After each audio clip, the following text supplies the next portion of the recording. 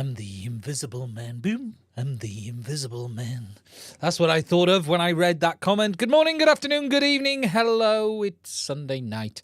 And it's time for another live stream. Now, this week there's a little bit of news, not a huge amount to talk about. As always, I hope everyone is safe and well. It's not been a dramatically busy week for me in our world, simply because the weather's shocking. I can't get out in the evenings, and getting out on weekends is almost impossible right now, although I did manage to get to a flight location today and then turn around, which is progress compared to not even getting to a flight location because the weather's so bad. Now, tonight we're going to talk about a few things. We're going to talk a little bit about the Orca news because they've dropped the price of their goggles, probably as a result of these things here that you guys can see.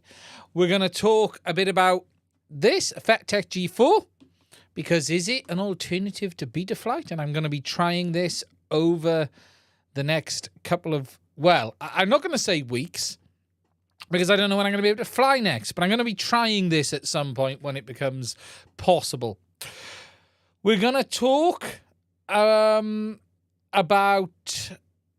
Betaflight's new changes, which I can't fully get my head around on the MSP OSD setup. And whilst I'm probably whinging about nothing, I think it still needs a little bit of tidying up.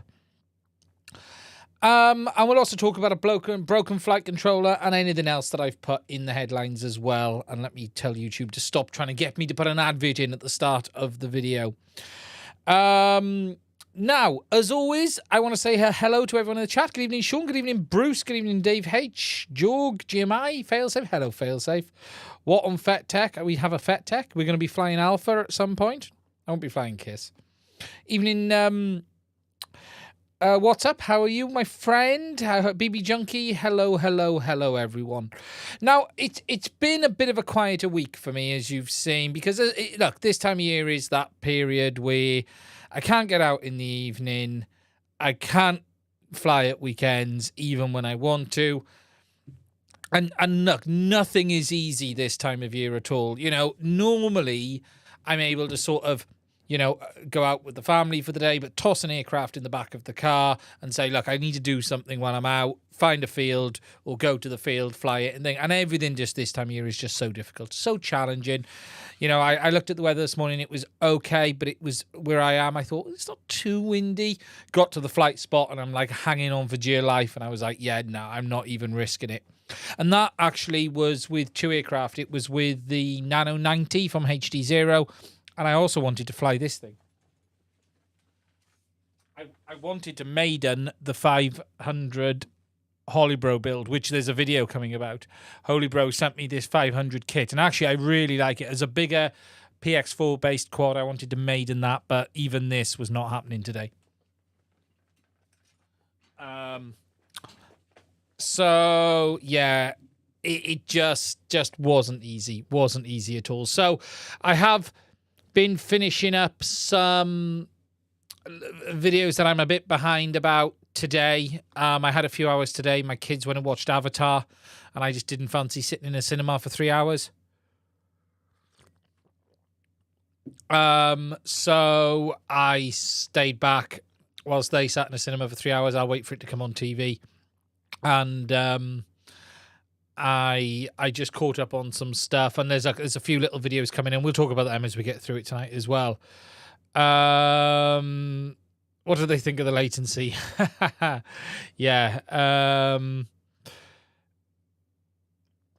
we'll talk a bit about the O3 thing, because there is a sort of bubbling undercurrent, and I'm going to just drop that fan down. That fan is here for a reason, because I want to turn on something in a minute, and we need some cooling for that. There is a bit of a bubbling undercurrent of ongoing issues with O3 and jello, vibration, whichever we want to call it in the footage. And predominantly, it seems related to the ESC frequency, which we know about, which DJI have put in the instructions, but that does pose issues for people on larger builds. And there has been a video, I think Darren has put it up Darren Alt. Is it Alt? We will look at it where he talks about possible loose camera or loose lens in the camera. Yeah, Darren Alt removed the camera housing and it fixed it. Yeah, his video, I have seen it, and that's interesting, to say the least. I think we need to know more on that one.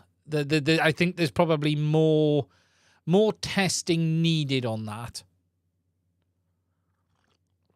But it's certainly an interesting video. But this whole O3 vibration issue is starting to build a little bit. You know, we're seeing more and more people with it. W1 LPV, when are we expect a review of the VRX from Walksnail with the HDZero goggle? At this rate, June. It's done. I have it. It's built to go on the goggles. It's just, I can't fly at the moment. The weather is just impossible for me at the moment, and it's always this time of year. The irony was, if it hadn't been delayed, I'd have been all right. If it had come before Christmas, I'd have been all right. This time of year, it's just difficult. I do have it here. It's over... Where is it? It is here. I've lost it. I know I've lost the box for it because I need to find the box. I put it down and I've lost the antennas. Not lost, but put them to one side. Here it is. So it is here. It is ready to go onto the HDZero goggles. It clips on. I've 3D printed the brackets overhead. There you go. So it is ready to rock and roll. Sorry, I've got the other camera attached tonight for the that camera. But yeah, you can see, actually that shouldn't be on the overhead. We don't want that on the overhead. There you go. I've got the brackets printed and they're mounted with a sticky pad, so they're ready to go. West Coast Wales, cool cat. So yeah, ready to rock and roll. But at the moment, it's weather. And look, until I can get, you know, it is going to be no good me doing 1 or 2 flights on this.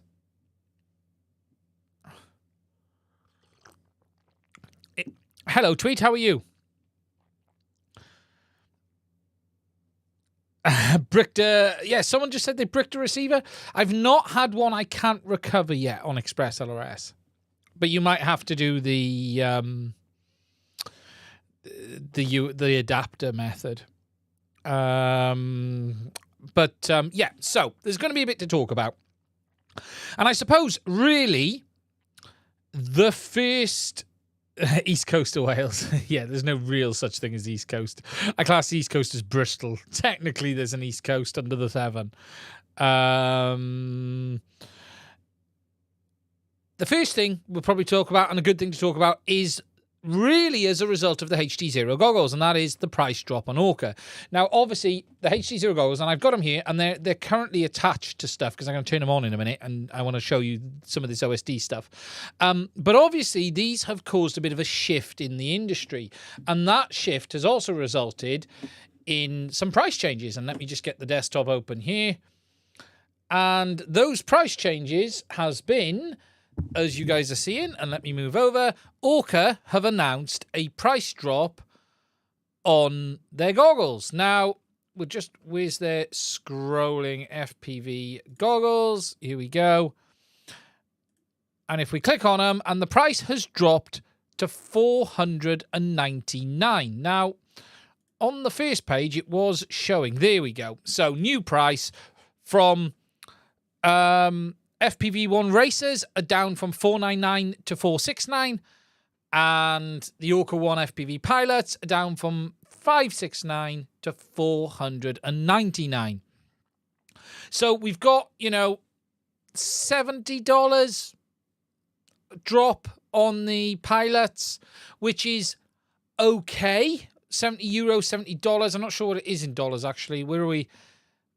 I'm not sure what country it's showing me in at the moment, but it's €70 pounds, whichever one it is. But I'll be honest, I don't think it's enough. I think it's a nice product. I have a review on it. Let me just move my monitor down a bit. I had my monitor higher. There we go. I think they're a nice goggle. I think the fit and finish is decent. But I'll be honest, I have to be critical of this product, and I think there are many things that could be a lot better. And it's not me being difficult or fanboy for any other make, but from a functionality point of view, they're good. But from a usage point of view, they're not great. The buttons are not particularly well laid out, and they're quite close to the surface. You need to put stickers on them to be able to feel where they are. The location of the HDMI port is horrible. It's micro HDMI, and it is located in a horrible place that makes using it with any external modules, whether that be Fat Shark, HDZero, or the Walksnail module, it's just not a nice fitment. You've got to go and get a different cable. The digital connector, whilst nice, really doesn't have any use case as of today. There's no product that's been released that uses Orca's dedicated digital cable, or connection, I should say. And the optics, in my opinion, are not great. The optics are just not the best for me personally, and that could be very personal, but I found the optics not great. Now, when we talk about these with pricing, and I'll come over to the chat in a minute, guys. I can see you guys over there.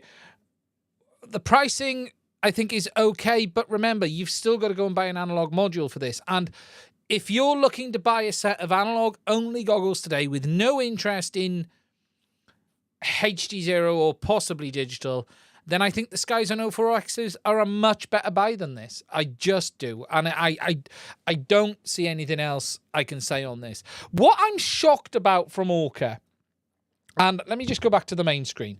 What I am shocked about from Orca, the fact that Orca and Immersion RC are now one company, I am astonished, frankly shocked that there is no module they've made cut back to go in those goggles as standard.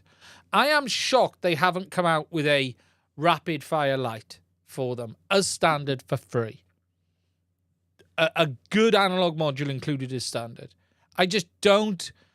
They're not really getting the market they're now in, I think. And look, SkyZone has a problem as well.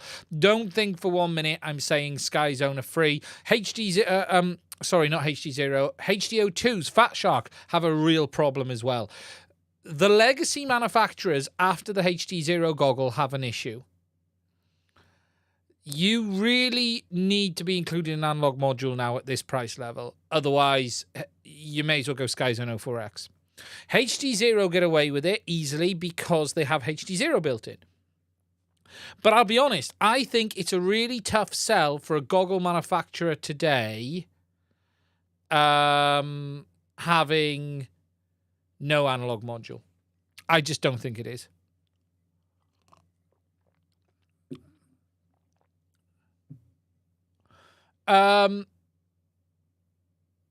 It's a tough sell. It's a real tough sell, I think, even $499 on those goggles. And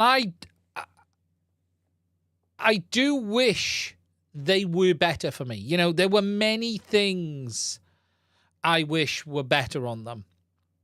Cool Cat's question, what do Orca mean by digital ready? What they mean is they have a proprietary digital connector on the front that basically skips the HDMI area on the goggles, which should mean, and I'm going to talk about that in a minute, which should mean that you get, with a compatible digital input from, say, an Orca digital FPV system, which doesn't exist, you would get the lowest possible latency. But here is something super interesting. There has been tests on the HDZero goggles with the goggles module versus the internal receiver. And whilst it's less, there's really not a lot in it. And there's really not a lot in it when you start looking at the avatar latency versus the Fat Sharks, as you've seen in videos that people have released. JB's video shows one of them, I think it was. I don't know if Chris Ross has done it, but JB's video was quite interesting. JB's a bit more complicated because he doesn't have 1,000 frames rate camera, but there really isn't a lot in it. So that dedicated connector could be pointless. Let's be honest about that.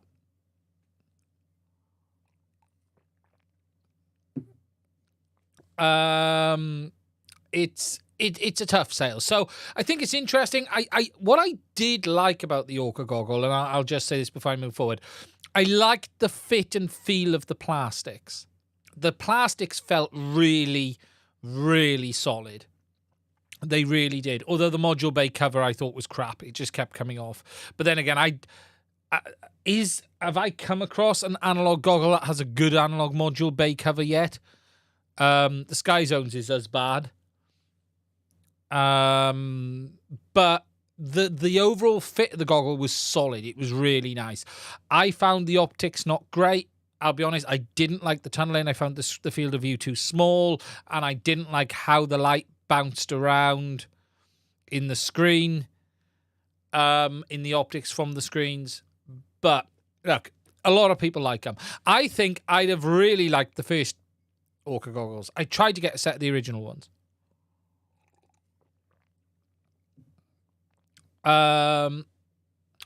GMI says, I'm not really worried about the 6 month on the HDZeros. I'm not really happy about the 6 month warranty, but that's really in line with not Orca, but the others. The other thing to take into account with the warranty is this. It's got to fail first. We've got to understand what the failure rate's like, and then we've also got to see what they say outside of that period. Look, HDZero have always had 6 months warranty on their products. The VRX module has been extremely reliable. I have had 2 faulty ones in my hands, and of the 2, they were both blown fuses, and they were all in likelihood as a result of using 6S batteries.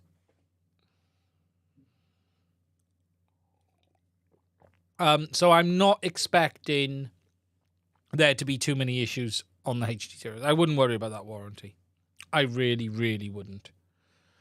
I have no qualms with it at all.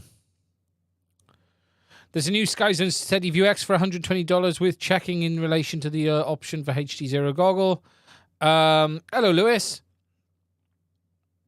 They are mandated. Yeah, they've got to off. Look, Orca don't have a choice on the warranty.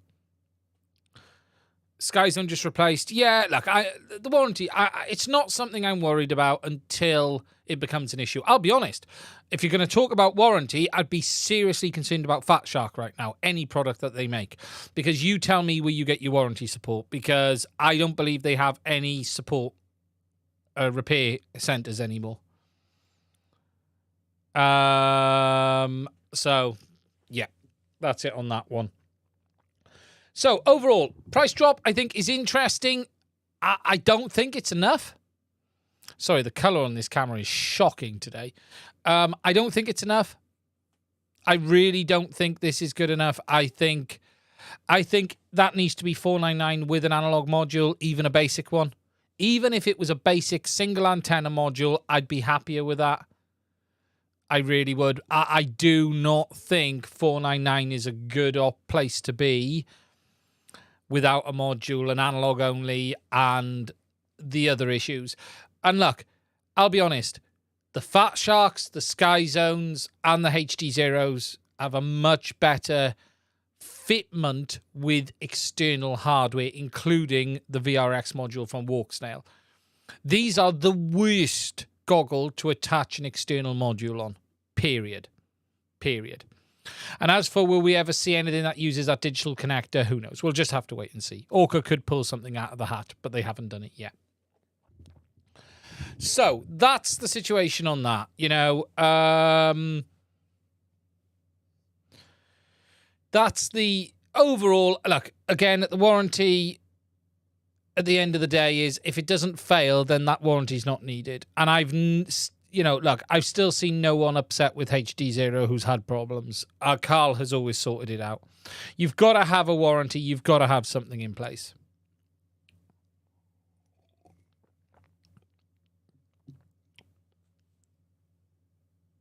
Then Orca price for postage. So, yeah, you know, it's overall. But no, okay, look, if you're interested in getting a set, they're available. I'll be honest, and I've said this already, I firmly believe the HDZero goggle ends. You know, I don't see the point of The HDO2s, the Orcas, as they are today. If they need to up their game now. Selling a high-end goggle without a module, you may as well buy the Sky Zones. You may as well buy the Sky Zones. Unless you've got a module. If you've got a module, then I get it. And if they're going to turn around and say, yes, but we're not including... If we included a module, we'd have to put the price up. Then they need to drop the price and include a module. You know, there should be something in there for that. So that's where we're at next. So that's the situation with it. Now, I did see a question just now before we move into the next subject on DJI, and what I just want to talk about the Orca side of it before I do. Obviously, that connector on the front of the Orca goggles, let me just go back to the desktop, which is that thing there, which is a dedicated digital connector. We've seen nothing that uses it yet, and we don't believe that there's anything around the corner. I'm not expecting a digital FPV system from Orca anytime soon. If it does come out, I'll obviously be definitely taking a look at it. They won't be sending me one, that's for sure. But yeah, here and now, I don't think there is an Orca FPV system. I'm sorry, but I don't think there is an Orca digital FPV system. I just don't see it anytime soon. And look, look what happens when you give people breathing room. We now have Avatar, we now have HDZero grown, and we now have DJI O3. No, it's too late. Whatever Orca do, it's too late. It really, really is too late. So we're just going to have to wait and see. Another digital system is not needed. No, you know, and look, be under no illusion. CADX, send you yours when it arrives. No, Peppermint. Be under no illusion. CADX have pulled the rug out under a lot of people, including HDZero. Look, let's be under no illusion. No one expected CADX to come out fighting like they did. They've delivered a bloody good product. Now, it's not perfect. They've got lots more work to do. Half of the features still don't work. Half of the features still don't work. Still no focus mode. Still no ride along or spectator mode, whatever we're going to call it. There's still stuff that needs to be done. But I don't know. You know, to come in today with another system is just not going to happen. Still no spectator, you know, still no focus mode, still no spectator, still fixed latency mode. Yeah, I don't know if CADX are ever going to deliver it. I don't think CADX are ever going to deliver that. I don't know, I could be wrong. Can I see them doing a fixed? I think fixed latency is really hard on a two-way system. Analog has spectator mode.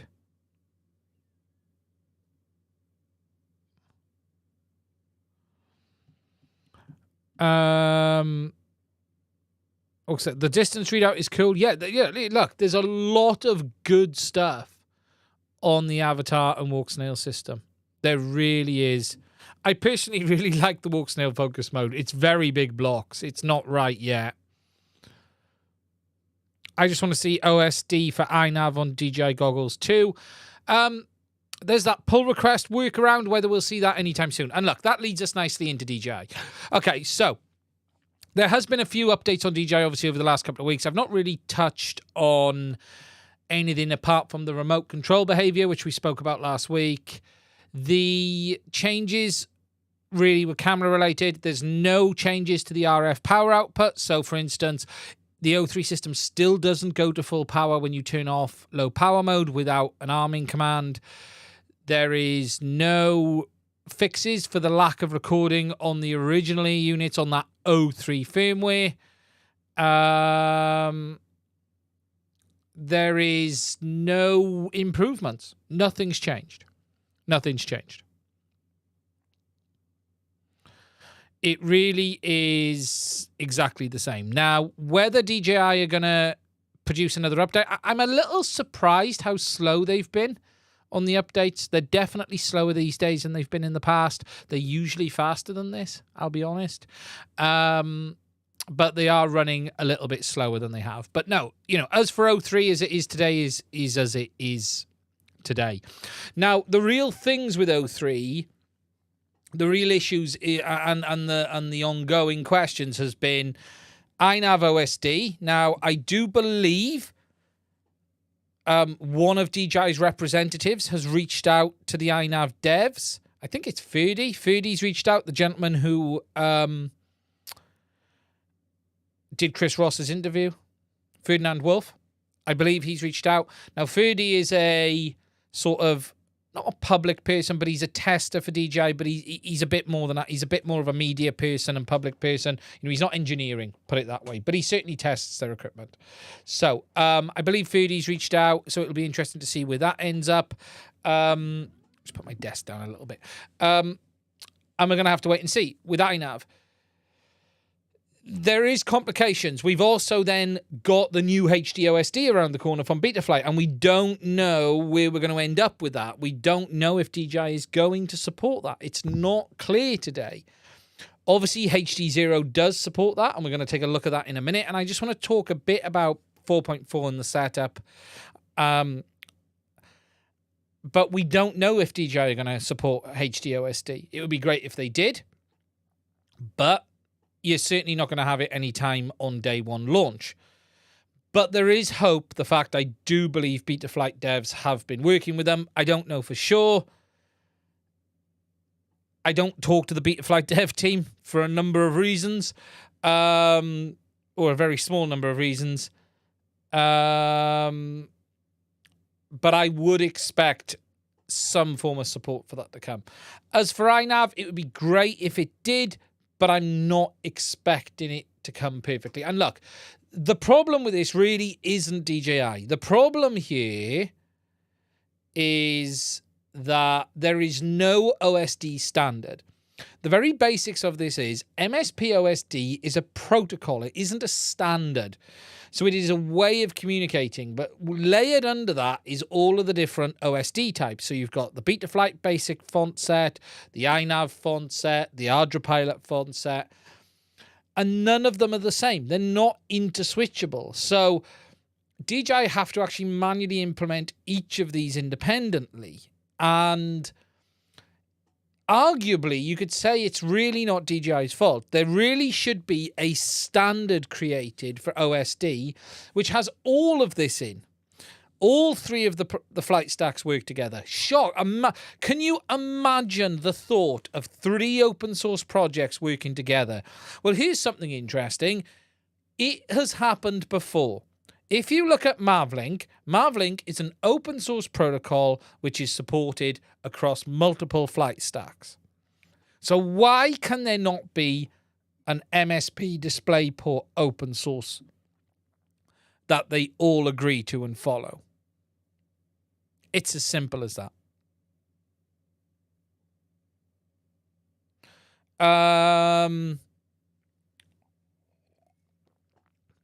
In flight, I have not, but I can test that.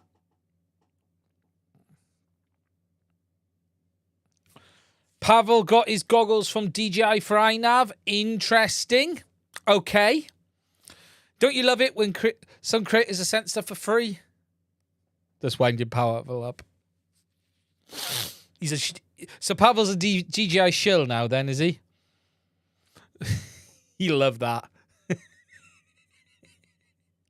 I love winding him up. So we're calling him a DJI shill now. So am I the only creator that bought my DJI goggles too? Am I the only one that actually paid for it with my own money? Through your support? DJI, I fall under the Radio Master shill, so I got to be careful on that one. I actually really like Radio Master. But I may be one of the only of those of us who bought them. I bought my HDZero goggles. Do I have a GVC? No, I have a PFCO. Oh, okay, no, I don't. I don't have a PFCO anymore. I have a standard permission or whatever, PDRA01. Still. Being critical of DJI, yes.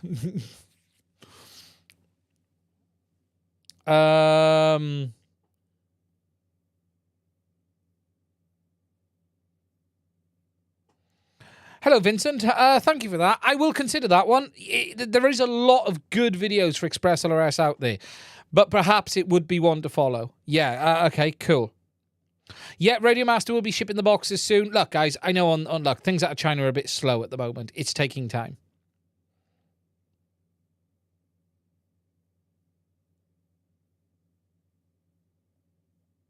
Yeah, I've still got the PDRA01, so... You are better at explaining. Thank you for that. Yeah, Express LRS is much better today than it has been at setup. I love Express LRS. I have 3 FPV streams going at once. Am I on the same time as someone else? I've had to start a bit earlier. The UK times have shifted around a little bit. Yeah, UK Chinese New Year will affect things as well. It's going to have an effect. It really is. Okay, so... the next thing I'm going to talk a little bit about is this, and I'm just going to, not a huge amount, but I am venturing into the world of Fettec. We have a G4.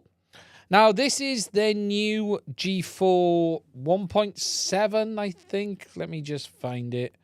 Yeah, there we go. If I go to the desktop view, there you go, guys. It's that one there. So it's the Fettec FC G4N, which means it's got no OSD, because why would I buy a flight controller with OSD? Because I don't want it. I want digital version 1.7.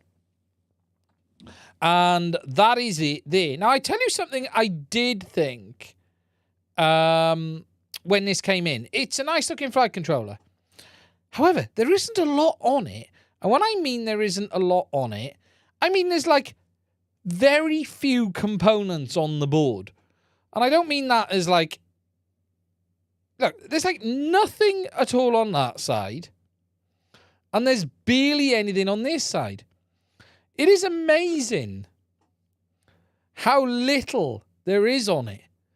Just physical component count. And it is amazing with the new SoCs, you know, when we're down to the F7s and the H7s.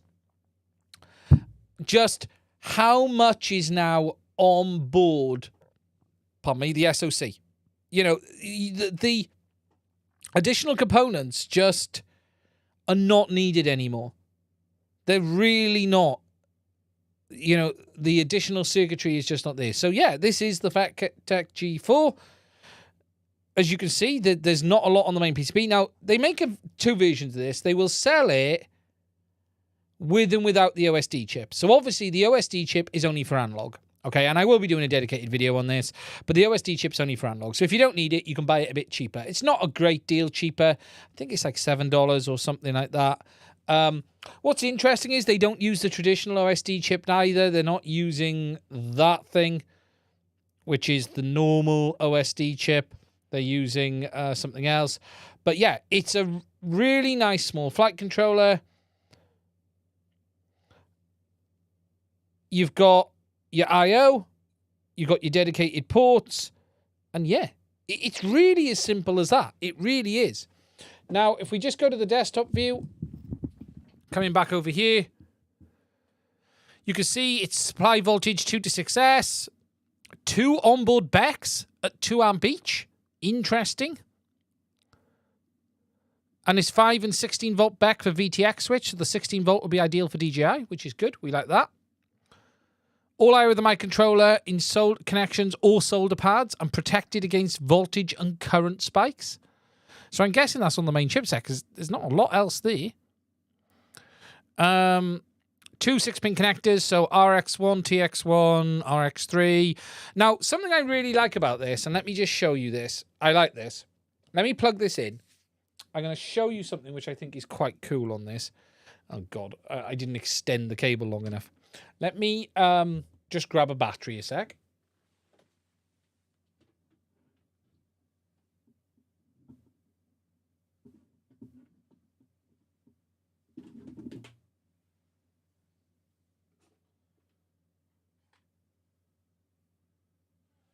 My USB battery's missing. Where's that vanished to? My power bank. That's annoying. I've had to grab my SpeedyBee adapter. 1 second. We'll have to use the SpeedyBee adapter and a LiPo. Now, what I want to show you is Just do that. Grab the lipo.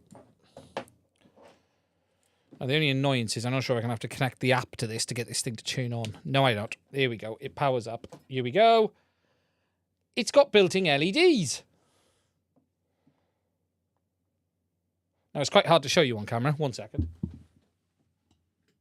There you go. So we've got the built-in LEDs on each corner, which is very nice to see as well. Just a nice little feature.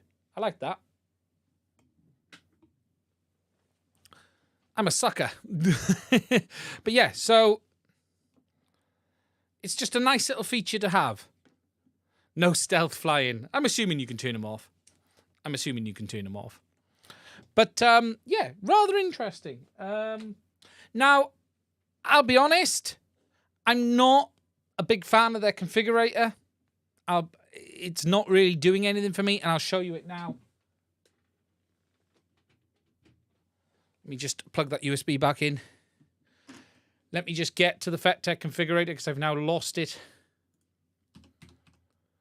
I also find getting to their configurator a little bit of a pain in the bum as well. There it is. Right, so if we go to the desktop. So here's their configurator. So what you need to do is plug. This is the web-based one, which is nice. I got nothing against a web-based configurator. I'm just plugging the flight controller in so you can see it's, where is it?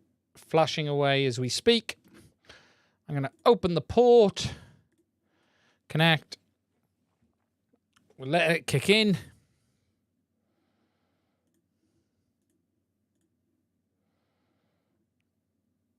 Maybe.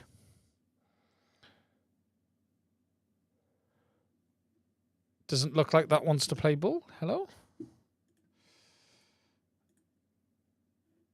See, things like this is what annoys me. Plug it in again. What's worrying me is the lights are flashing on it. Almost like it doesn't.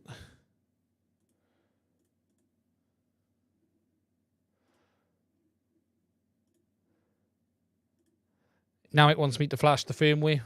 I have flashed this already.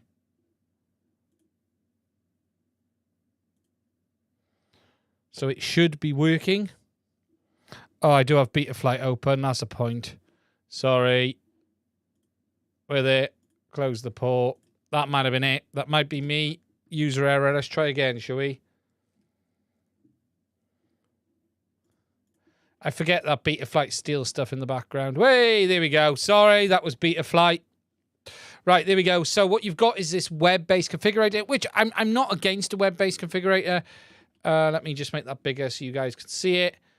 I just find it's a bit, I don't know, you know, if you click on page, it's pretty straightforward. You just sort of think, okay, I get that. You got your rate sliders, which is quite nice, and your expo screen. It just feels a little bit, and then tuning. So you got tuning, P reduction. It just feels a little bit basic. I don't think it's. Yeah, I'd like a bit more from it. You know, I'm not saying it's bad, but look, it just feels a little rough, if I'm honest. It'd be nice if they could sort of replicate the Betaflight configurator a bit more. But it has everything you need in you. But, look, you know, everything's just a bit this blocky sort of OSD look. But other than that, I think it's okay. It's good. It's got everything you need. You can go into signals. You can see the gyro moving around. There we go. We can calibrate the accelerometer. We got the block view. But it works. It works. Where's all the parameters like I drew? Yeah, there's not. So, and then you've got, you know, your other stuff as well. You've got your loading up here as well, telling you, you know, the CPU loading, EEPROM version, no receiver detected. But yeah, you can see it's doing everything. There isn't a barrow on this, I noticed, unfortunately. It would have been nice if there was a barrow. And then you got ESC and motor setup. What I did like, and let me just find it. Output map. This was really nice. They've got this like output map, which is far simpler than I've seen on some other firmwares. So, you know, Motor 1 to ESC1, Motor 2 to ESC2. Really straightforward configuration and sliding it back and forth.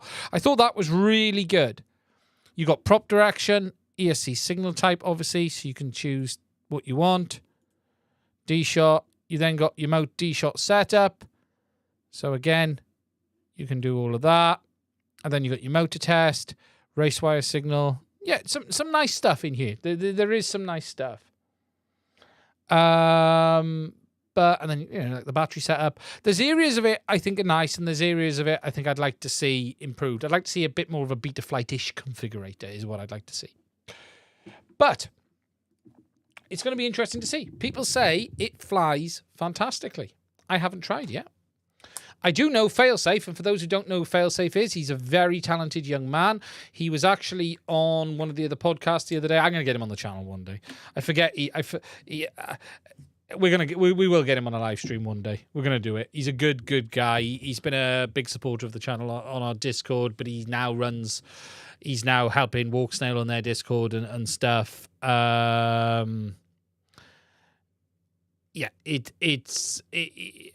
He's a big Fettec fan.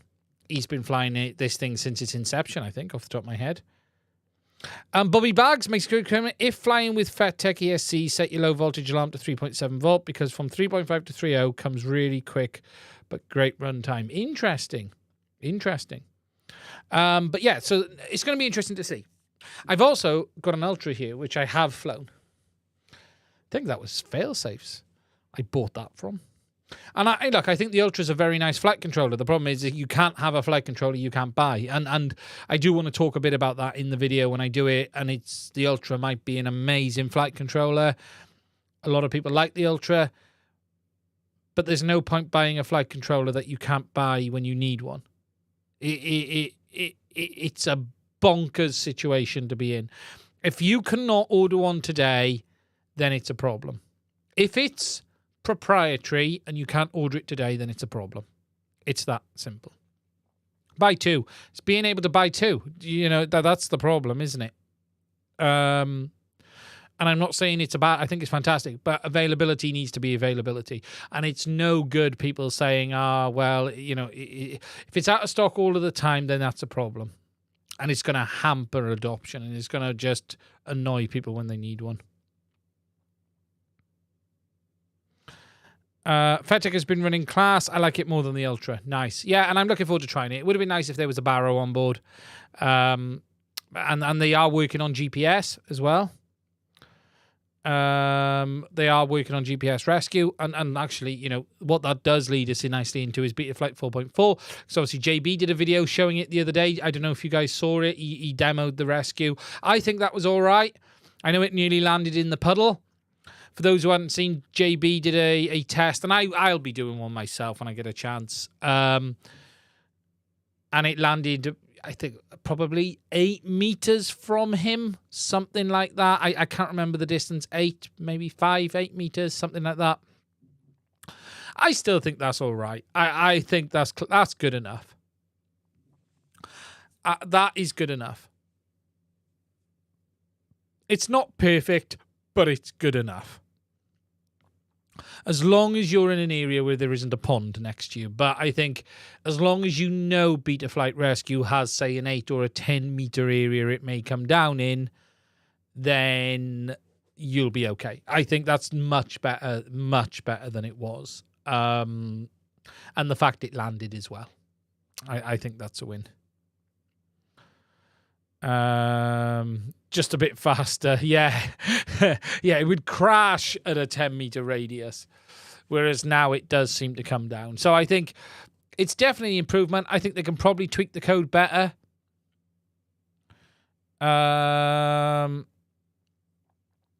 It'll be interesting to see. And look, the GPS module is going to play a big part in that as well. It's going to play a big part in that too. It really is. Now, guys, if you've got any questions, please do put it in the chat. Now, whilst we're on this bit, before we move forward, please do give us a like if you're still here watching. There's only been 31 of you. Before I move on to the next thing, how many of you guys who watch this watch Linus, and how many of you guys watched the One show this weekend? It was fantastic.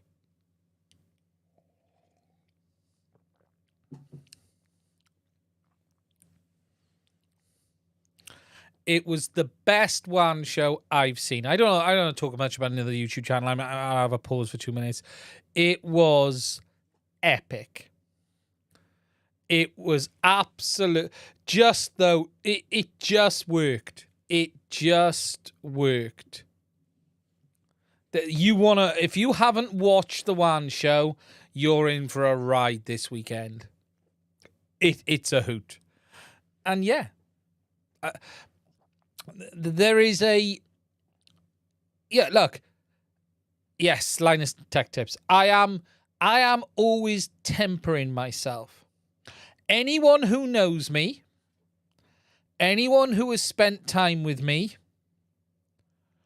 will know that these lips tend to pass a lot of profanity. It's just... Everything is better with an F before it if you mean it, is the word I'll use. And yeah, it was a great show. But it was to do with the YouTube's new policy about demonetizing, so I think he decided to try it out. But yeah, if you haven't seen it, it's worth checking out. It's a great show. What system would you buy today if you wanted to graduate from analog? You know what? That's a hard question. So Silo FPV. I think you've got to pick. They're all bloody good now, okay? They are all good. You've just got to choose the one that now best suits your needs. If you want latency, it's HDZero. If you want out and out the very best image quality, it's DJI. If you want something in the middle but offers more compatibility than DJI, but better penetration and range, most cases, than HDZero, then Avatar's definitely worth a look. You know, if you look at the situation with digital today, HDZero covers any frame size, 1S all the way up. They have the lowest latency by a country mile. And they have goggles, they have everything. But what they struggle with is penetration and out image quality. DJI has the image quality in spades. You lose latency. You got good range. But you can't go 1S. So it's complicated. Vincent, did I get the iFlight Defender this week? I will have... iFlight have sent me a Defender to review. And it'll be here this week. But I won't be here. It will be, but I won't. But yes, it is coming this week.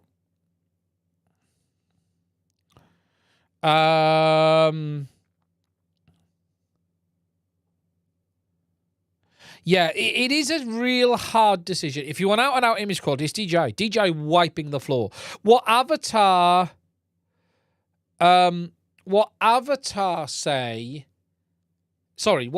brings is wide compatibility, but better than the original DJI goggle system. Avatar's definitely better than the original DJI system. Not as good as O3. It definitely sits in the middle, though. It definitely sits in the middle. I think Avatar is a good option for many, many people. It really is. It really is. Especially, like, if you've got a set of goggles, you can try Avatar really cheaply. It looks fantastic on the HDMI module. From an out-and-out image quality point of view, on any of the goggles I've tried, it looks amazing on the goggles module. Image quality from this is outstanding. It's as good as the actual Avatar goggles. There's nothing with, you're losing nothing on image at all, which you wouldn't expect to. It's digital, but still, you're losing nothing on image. It's fantastic. And look, they're doing a lot right, but it's not there yet. It's not there yet. Thank you, Bobby. Time for a cup of tea. DJI System O3 Lite. I don't know if we'll see it.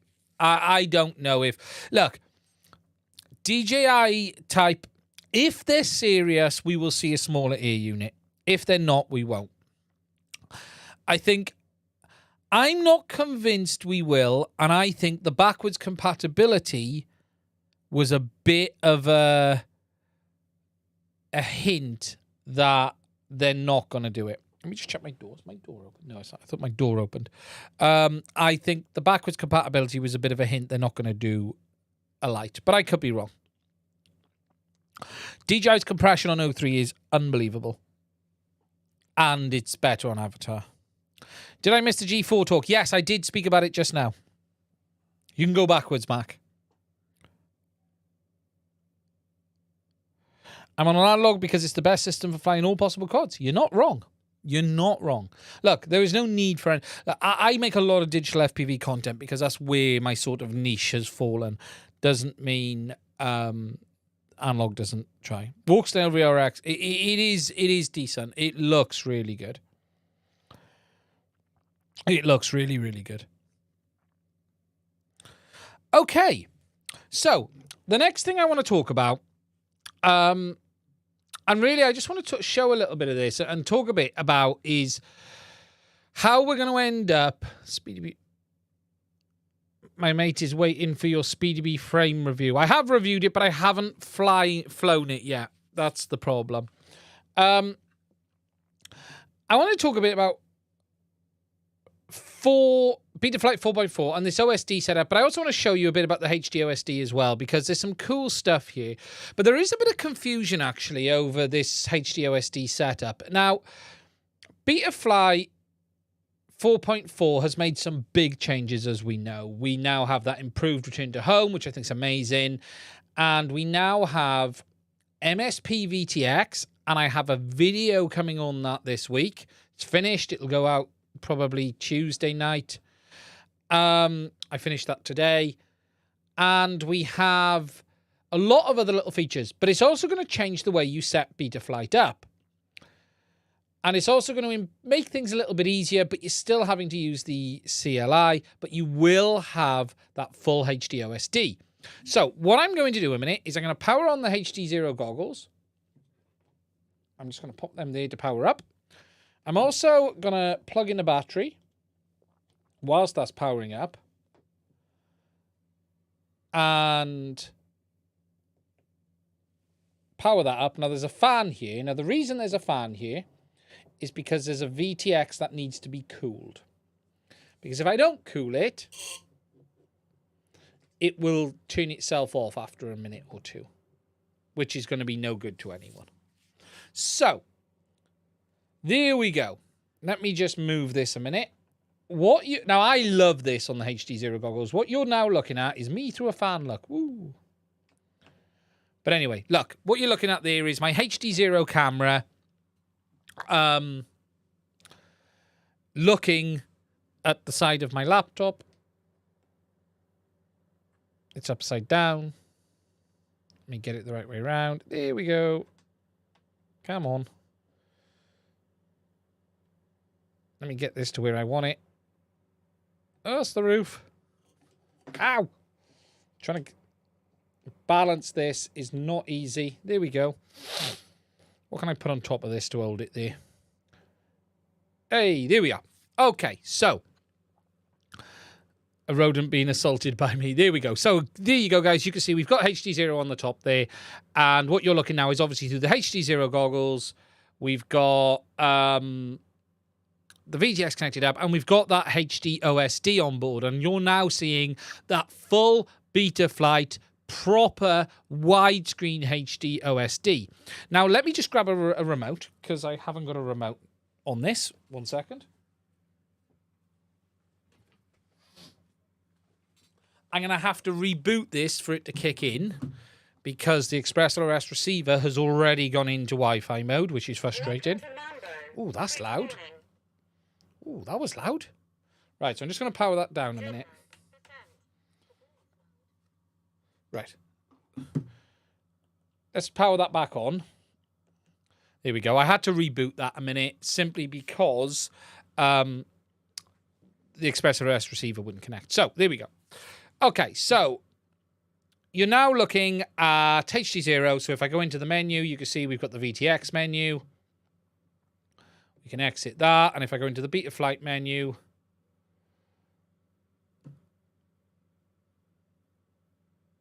Oh, wait a minute. I may have just put it in pit mode. Come on. Wait then, let me just reboot. I may have accidentally just put it in pit mode and it won't restart.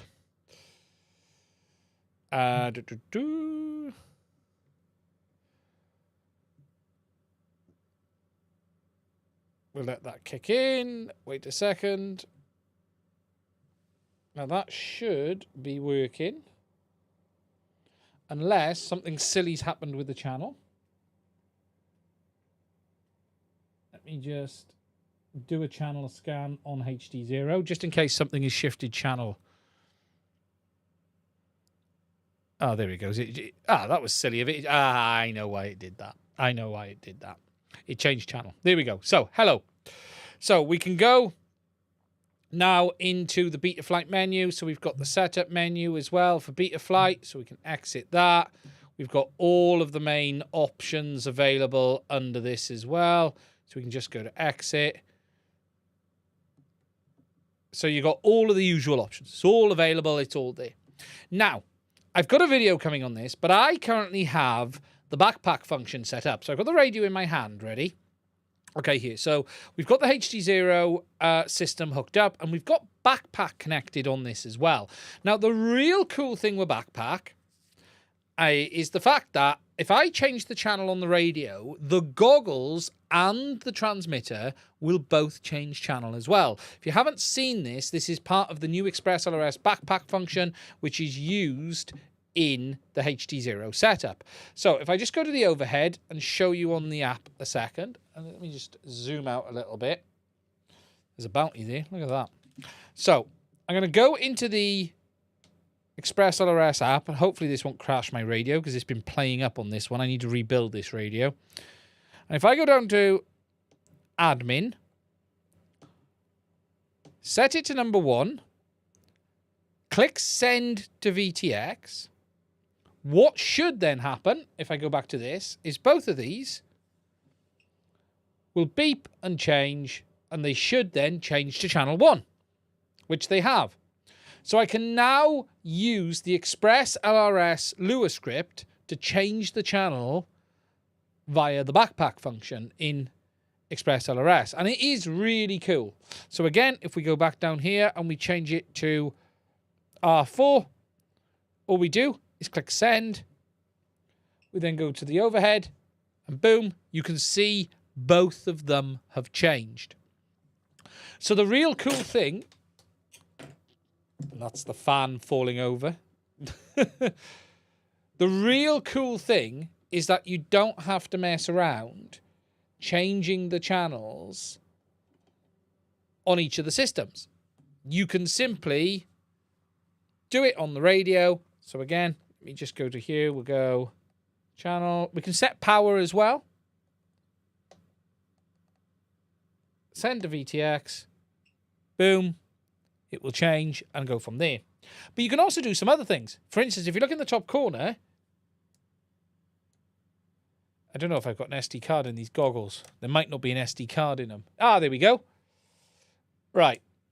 I can now start and stop recording on a switch on these goggles. So I can stop recording. I can start recording via the switch. There we go. You can see it's stopped. Starting recording. You can see in the top corner. And then stop it. And then it'll stop recording in a minute when it wakes up. There we go. There. Can you put channel selection knob on a 6-position switch? Not yet that I've seen. Not quite yet, but it will be coming in the future. It will be coming in the future. But it is very nice. Very good what can be done on this. It's nice to see the Express LRS backpack function kicking in. And when using move, that would be worth having. You set arm switch. Exactly, GMI. You can use it on that. But obviously here we've got the full Betaflight custom OSD, and this is what it now looks like on HDZero in the HD mode. And you can now see I've just put some stuff either side on the screen. You can see we've got either side there, which looks very good. Forget, will the Betaflight menu work? Let's have a look. For some reason, the Betaflight menu wasn't kicking in fully earlier. Setup menu or calibration required. Oh, it wants a cal.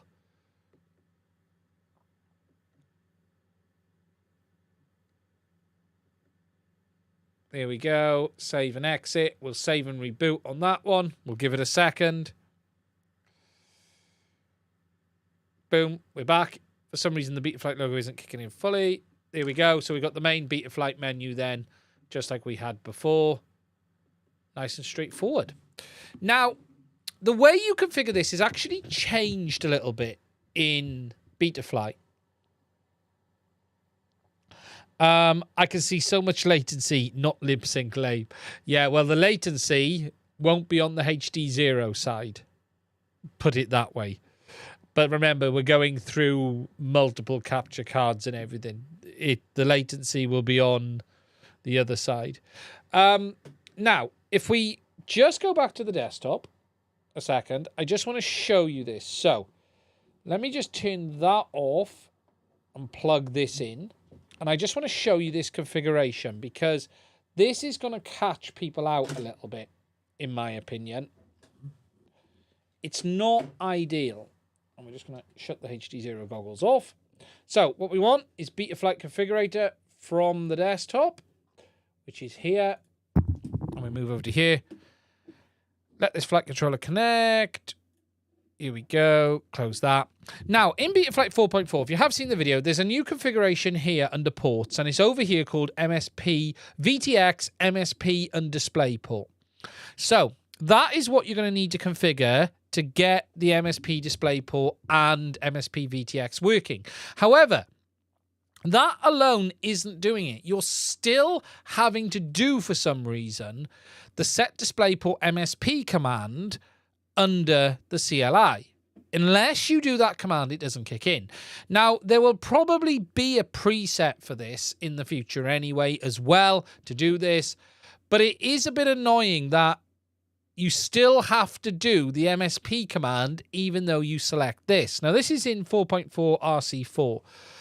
So if you are going to set this up, you need to make sure that you've set it there, but if you're not getting OSD, you will need to use that CLI command, which is the set MSP DisplayPort equals MSP, or set OSD DisplayPort MSP, just the same as in the HDZero instructions, just that one. You don't need to set the port, you just need to set that, and then it will work. But it's a bit frustrating that you still need to do both.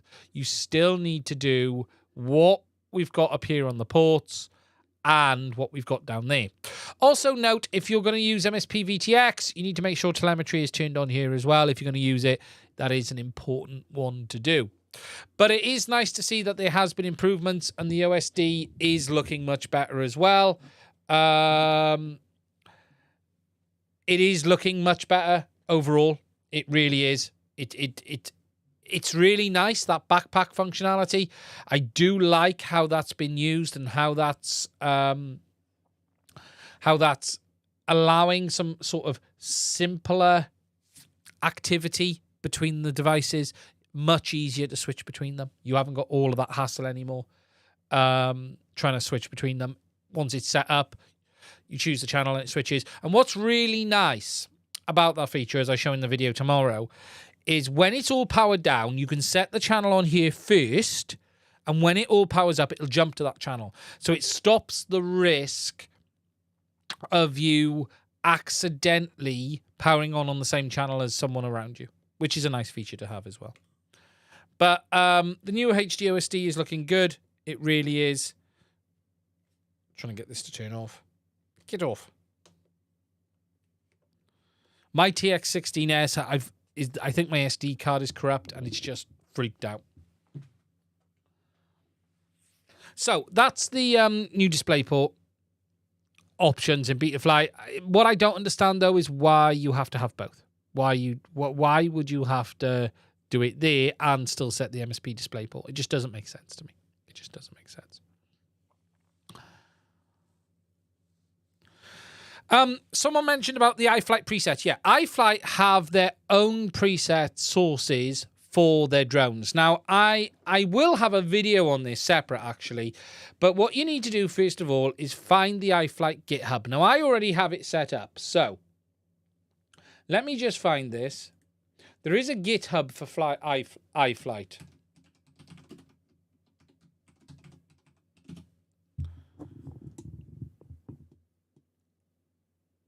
Two seconds. Let me just find it before I put it up. So if we go under... Let me close that Betaflight. And let me connect to this other one a minute. There's no preset yet for 4.4 that I've seen. Okay, so let me just open my normal Betaflight a minute. And then go to the desktop. There we go.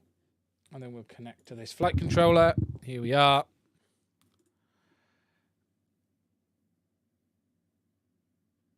No, you're not looking for the Nazgul. You're looking for the flight controller. So, what you're after is this. Go to presets. You need to go to preset sources in the top right corner. Now, let me just get me mouse highlighter. You guys can see that now a bit better. So, preset sources. And you want new preset source, which is here, and the actual configuration for it is github.com/zing-if/firmware presets. So if I just copy that a minute and put it into here, this will take us to their GitHub. So this is their latest GitHub. And this is the one where they have made their latest presets available for their drones. So again, you've got it here. You can see that if we go under the commits, you can see that there's some here. Oh, is this the old one? Wait there. This might be the old one. Wait a minute. This might be the old one. There's a bit of confusion. Oh, no, sorry. That's right there. Which one is this one? There's a bit of confusion on this, and this is where I'm talking about, because iFlight seem to have two repositories. So it's not that one. iFlight Factory. So let's just have a look. Master... iFlight Factory. There we go. Is this the one? Let's just check. Pull requests. Closed. Merged last week. Yeah, no, this is the right one. Right, we got it. I got it. Okay. So, preset source is new custom preset source. You want to name that whatever you want. It's the github.com/zing-if/firmware presets. And what you want is iFlight Factory as the correct term. That then takes you to this repository of their presets, which I'm showing you here. Okay? So in Betaflight, once you've got that, you can then search for iFlight, or no, what you want to do actually is go under categories, select BNF for bind and fly, and under here is all of their presets for their drones. And what you want for the Nazgul, what you're looking for, you got the F5 version 2 RC1, you've got the Defender 25 now, look up here, you've got all of these ones which have now been added. What you're looking for is Nazgul F5 version 2 RC1, which is that one there, which is their latest one, which is the latest Nazgul. And that is going to give you the right preset for that aircraft. And that should be the latest preset. If we look at that on GitHub,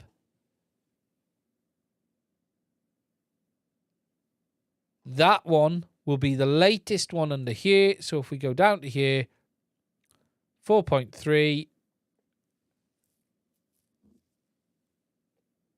bind and fly. And if we look under here, Nazgul version 2, that's the one from 2 months ago. So that's the latest preset there.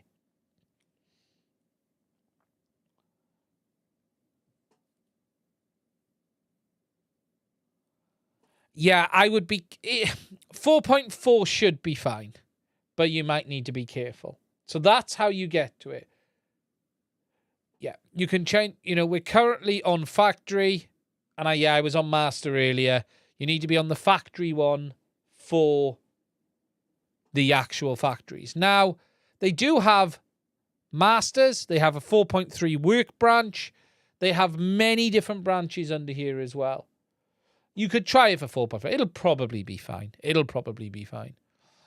But yeah, you can see this tells you when they were updated last. So for instance, the Defender 25s were updated last week for the new drone. Nazgul F5 Blitz version 1.1. So yeah.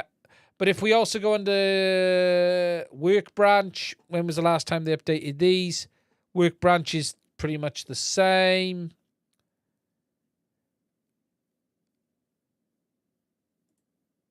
Let's just go into all of the branches. iFlight Factory. Yeah, they've only updated. Oh, we've got Nazgul F5. Interesting. One done last week as well.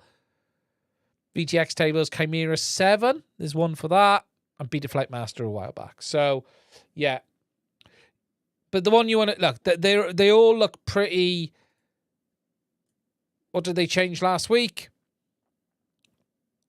Committed to iFlight last week. Let's just have a look what they did. They made some changes for the Defender. I think they've tidied up some of the comments as well. Here we go. So here, look, they've been adding stuff for the Defender 25. That's what they've been adding in. Look, that's all the presets for the Defender 25. That's what they've been doing. So, the very basics to get into this. So, in Betaflight, to start afresh, you go to Betaflight, click on preset sources. You want to create one and you can call it iFlight. The URL is https://github.com/zing-if firmware presets. And you want iFlight with a lowercase I, capital F, -factory. And that will then get you to the presets. You then select bind and fly. And then that is all of the presets for their current drones. And again, if you're using the Nazgul F5 version 2 RC1, that's that one there. So if we click on it, you can see factory dump version, Zing 2022, F5 version 2. And you can see that they do show a lot of warnings under their ones. But yeah, that's the main one for this. When I did it last, it was you were selecting the Blitz. They didn't name it the drone. You were actually named it the Blitz. So it was actually the Blitz version 2. Now they've renamed it Nazgul version 2 RC1, which is better. Then you got the F6 version 2 RC1. There was a Blitz. Have they removed that now? They look like they've removed it. F5D. So F5 version 2. Is it the version 2? Is it the O3 version 2? If it's not the O3 version 2, you would go with the Nazgul F5 HD. F5D. That one there. That's what I would go with. Remember, there's not a dramatic difference between them. And then we've got the new Defender ones there already, look. So the Defender Analog, the Defender HD version 1.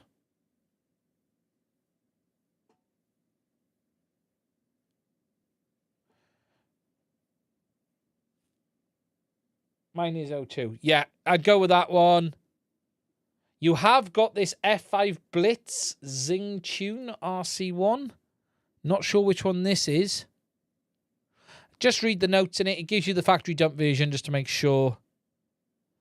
But yeah, we've got the Defender 25 presets now, look, which are available. So this is the official fight out for the Defender 25 Blitz AIO version. Build version 2023-1. So there's a different ICM 42688P thing. So yeah. And then you can choose the settings, ELRS version, and DJI bus receiver. Interesting. Yeah, so all available. They're all there for everyone ready to use. I am going to do a dedicated video on that because it's been a bit confusing for people, so I will put one together on that. I'm probably not going to be able to cut that. It was a bit messy as a live. Do you like that iFlight puts wires between the stack above? I wonder if the ESC could melt through. I've always done it without an issue. I wouldn't expect it to be a problem. I wouldn't expect it to be a problem. It shouldn't be one that's a real issue. Now, guys, if you've got any questions, please do put them in the chat before we wrap this one up. We're only going to go a little bit longer before I wrap this video up tonight. Presets are genius. I love them. They are good. They are very, very good. They are very, very good. Now, if you've got any questions, please do put them in the chat. The last thing I want to show you is this, right? This is quite amusing. Now, this flight controller I've got here, this is quite a cool thing, and I'm going to probably make a video on this. Let me just get this in. Right, this flight controller has a fault. It's getting hot. It works, right? So this is a beta FPV. It was working. I think I actually shorted it out on the bench by accident. Okay, but this is a beta FPV. Now, on the digital port, the UART is no longer working at all. Okay, so the UART just doesn't work. It powers, but there's no TXRX. Now, I also noticed when plugging it into USB, or definitely battery power, because I've got an XT30 directly on it, it gets very, very hot. Now, this is my bench testing FC. It's just a flight controller I use on the bench, because it was one I didn't need, and it's got a crap gyro. Now, I have done some thermal testing on this, and I've spotted something rather cool, or not cool, but I wanted to share with you guys the image, because doing some thermal testing with the thermal camera, you can actually see there is a very hot spot on the F4 FOC here, on the SoC. And I think this is a short within the main SoC. Now, this here is the main voltage regulator. That's getting hot, as you can see on the thermal. But what's really interesting is this very specific hot spot here on the chip.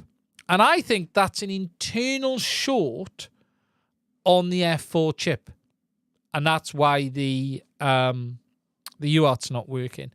Now, I don't know how long it's going to keep behaving for.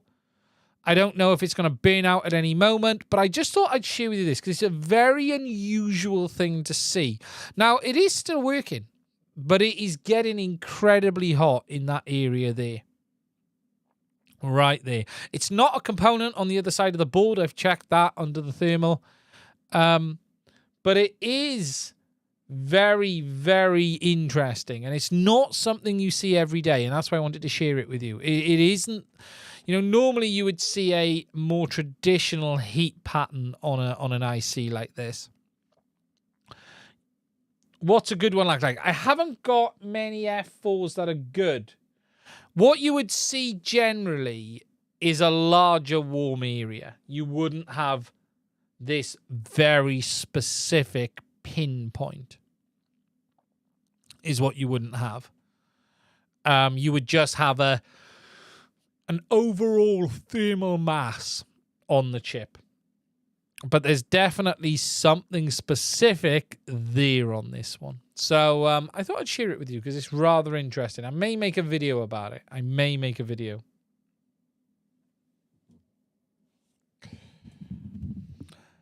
Okay, question from Robert. How does the FR Sky X20 HD deal with only 2 antennas for HDZero?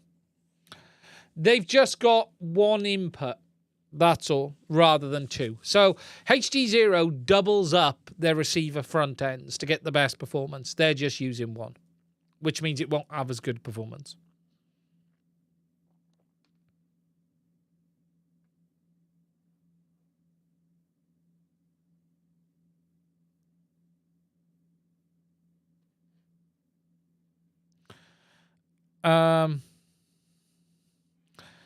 I've been active on the original double review where he lost the Chimera. He said you talked to him about the amp draw, but he measured 9 volt on the O3. I measured 22 on the plug-and-play connector for O3. Very odd. I've not actually checked what mine's running on. I've not looked at on the Nazgul. I've not looked. It'll be the same flight controller. They'll be using the same stack.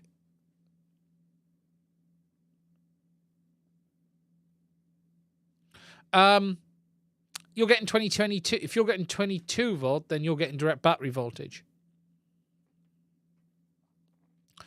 I would have thought if they were running direct battery voltage to the O3, they'd have shouted that when Ken mentioned about it. I would have thought they'd have just screamed that from the rooftop. But interesting. I will check. Yes. MW Labs O3 120 frames a second mode is high latency mode. Yes, because the goggles can't do 120 frames, so they're having to basically do frame dropping, having the frames to get to the output on the live feed. Robin Nelson, how does the FR Sky 20 deal with only 2 enters? It just has it has 1 receiver instead of 2. HDZero usually has 2 receivers which have 2 inputs. 2 receivers with 2 inputs. They then have an algorithm that sums those inputs together to give the best output. All they're doing is most likely using 1 receiver and summing those inputs and weighing them. What they could be doing, and I haven't seen in the goggle, is if they're using 2 receivers but only 1 input from each receiver. Whatever happens, they're just not doing the full summing, which means it just won't have the same level of signal capability.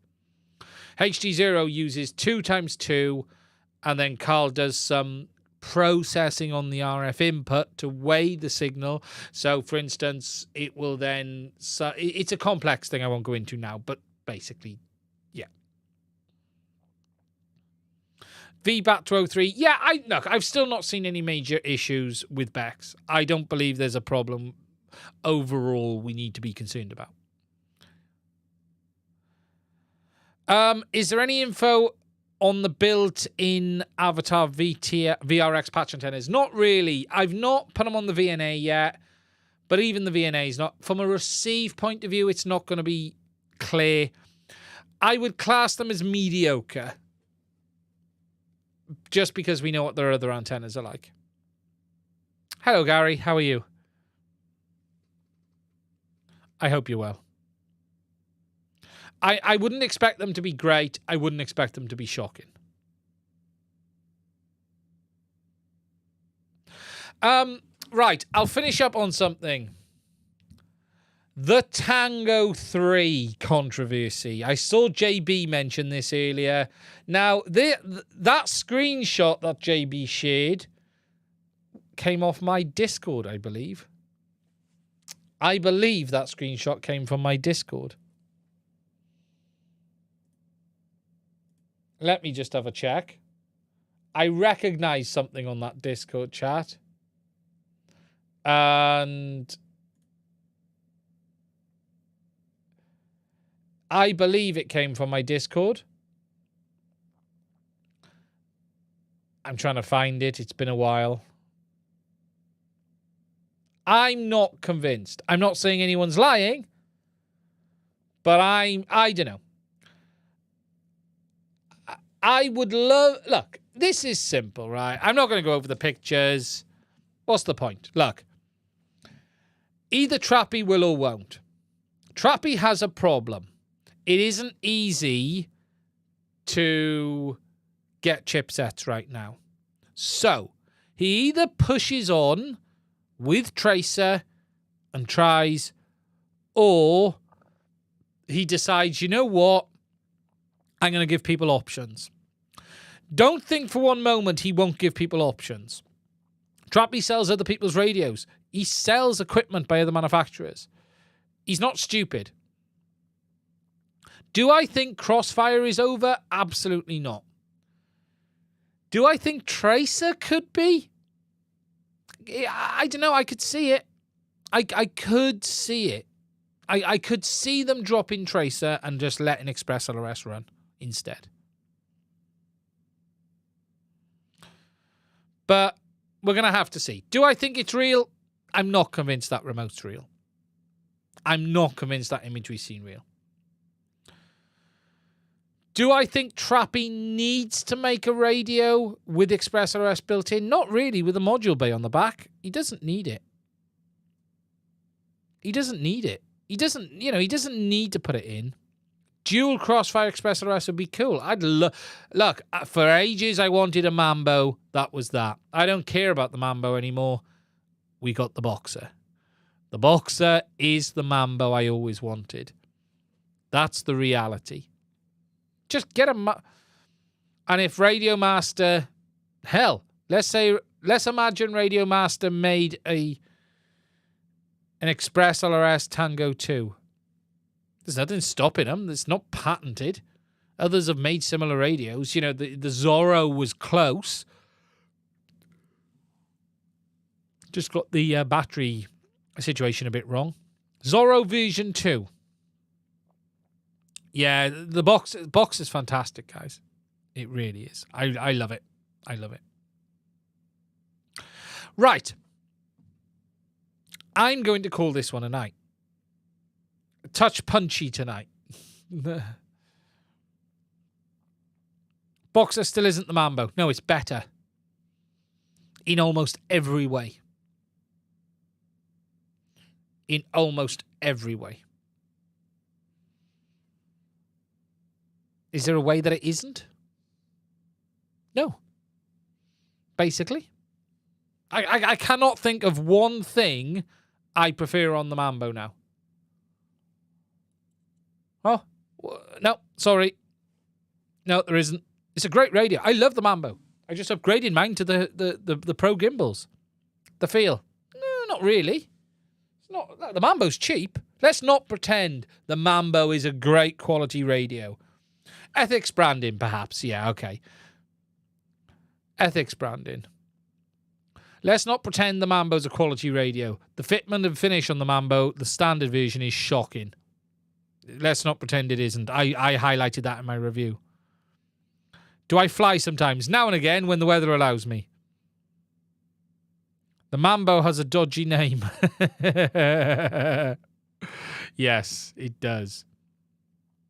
Yeah, no chocolate biscuits tonight, Lee. No. Right, guys, before I go, please do give this stream a like. I want to thank you for spending some time with me on a Sunday night. As always, it's been a quiet week. It's been a quiet period. It really has. Can you turn on the Walksnail goggles without a SAD card in? Just want to make sure they work. Saw Bot Grinder's video where he said some goggles didn't work from the factory. No, they should be fine. No, they'll be fine. Yeah, no, it is a thing.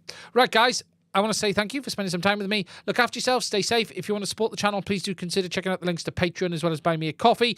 Please do give us a like as well. I want to thank everyone for the super chats tonight. No, don't worry about it. I'm only joking. Look, I want to thank you all for spending some time with me. It really has been a privilege as always. Stay safe, and I will speak to you guys soon. Later. Button 1. Button 2.